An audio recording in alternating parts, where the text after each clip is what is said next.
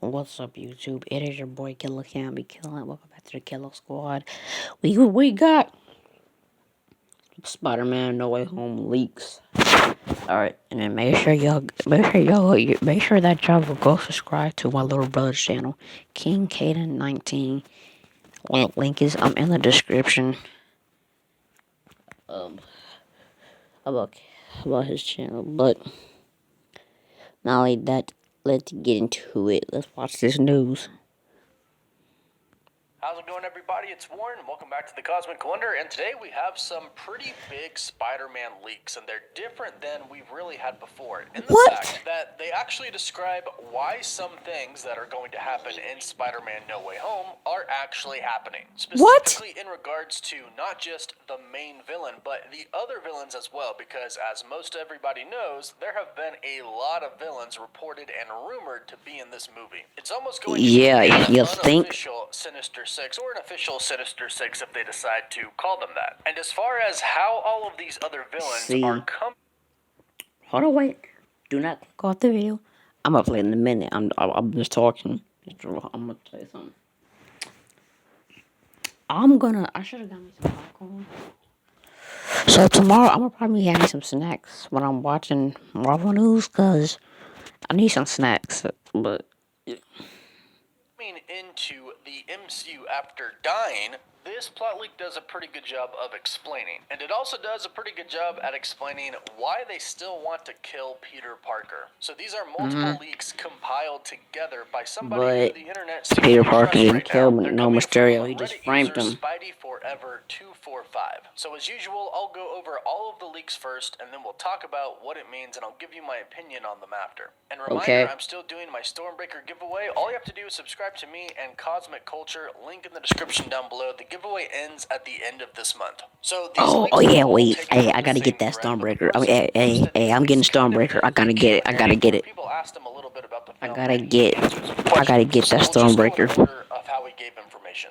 The first thing he says is that there is going to be a rematch between Tobey Maguire's Spider-Man and Doc Ock. Stop playing. What? There have been a ton of CGI advancements since the Sam Raimi Spider-Man movies.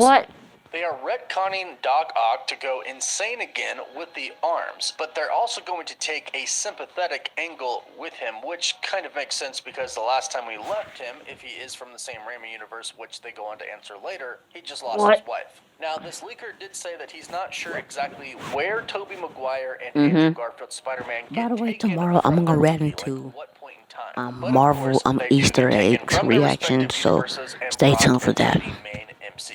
However, it does say that Willem Dafoe's Green Goblin will be in the movie from the Sam Raimi universe. And recently there was another report from Daniel RPK that stated Willem Dafoe is coming back as Green Goblin. The main villain of this film. And I know a lot of people are asking how, since he died in the very first Sam That's Raimi what I'm Spider-Man. saying. How he did. Today we actually kind of have an answer for that. The leak says that the villains are brought back from the dead, but not really. He goes on to explain that at the split second between life and death, the villains were pulled from their home worlds and into the MCU, so they remember dying and are essentially dead in a sense. So this will apply to Norman Osborn, Green Goblin, I'm so confused. and Electro. And Alfred Molina already did come out in a very public interview and stated that John Watts told him that they're going to pick up with his character where they left off in that final scene where he's sinking into the water. And that lines up with this because that is right before he died.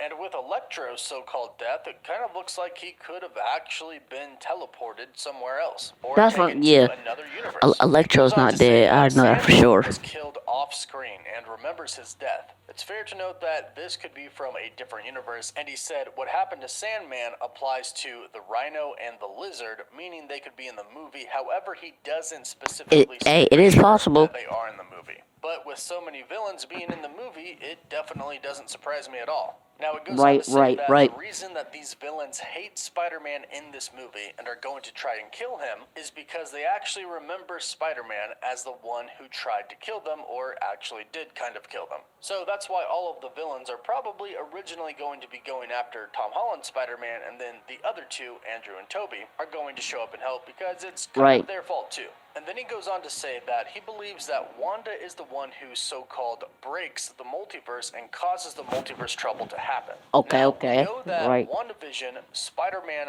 No Way Home, and Doctor Strange in the Multiverse of Madness are kind of like a three-part movie. Not really Right. as far as the actual story of each individual project is concerned, but simply the effect that they're going to have on the MCU and the universe or multiverse. Now, spoiler alert, if you haven't seen the ending of WandaVision, at the end of WandaVision, Wanda gets the Darkhold. Now, for those who may not know what the Darkhold I already is, saw it's an WandaVision. insanely ancient and evil book of spells, sometimes referred to as the Book of Sins. It was actually written by the ancient elder demon god Cthulhu. He was banished to another dimension, and it was kind of made for him to get back into the Earth dimension. So we can see how this book could cause some serious multiverse issues. After all, one of its main purposes is to get an elder demon god from one different reality to another. And not to mention, we did have that Nexus commercial in WandaVision, which could be implying that Wanda is a Nexus being.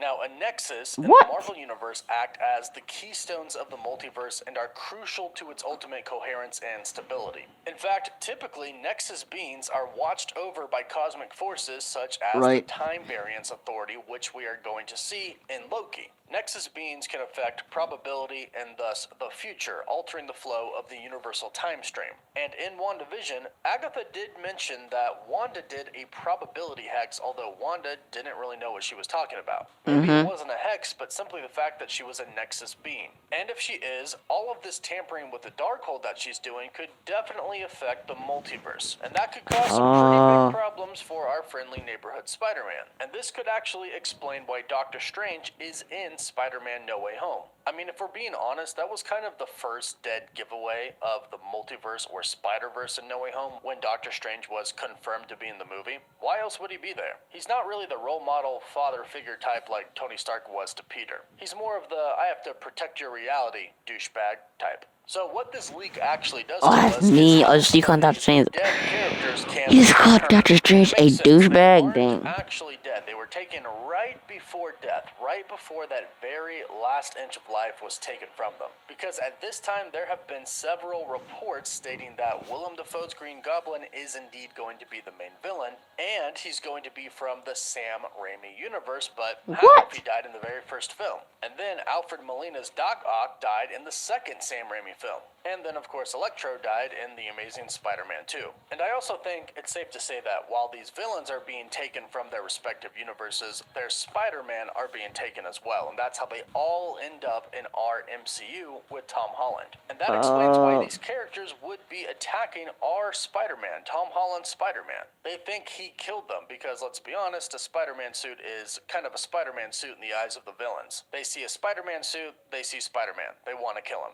But luckily, he'll have some help from some old seasoned veterans. Now, as far as this leak is concerned, I think it does a pretty good job at answering some of the questions that we had about how some of the If the characters two get Spider-Man to our ain't there, universe, then Tom especially Holland's after being Spider-Man dead. is gonna As be with all dead. leaks, you should take them with a grain of salt, but this is really in line with everything that we've heard so far. The villains seem to be the same and obviously line up. Obviously, the Spider-Verse / multiverse is the same. And how the villains do get into the MCU does line up with what Alfred Molina did say in his interview. How his character was going to be taken from and pick up where they left off in that final moment. Well, how do you pick up from a final moment right before death? You send them into another universe. So, let me know what you think about these leaks in the comments down below. Does this make sense to you? And is this something you can get on board with? Let me know in the comment section down below. Don't forget to subscribe so you don't miss out on any of the latest MCU and Spidey news. Don't forget to like the video, and for live updates, you can follow me on Instagram and Twitter. As always, thank you all so much for watching. Woof woof. Man. Comic Book Wonder. That was an amazing video, man. I can't wait to see Willem Dafoe as Green Goblin again. But you know, man, I hope you enjoyed my reaction. Peace.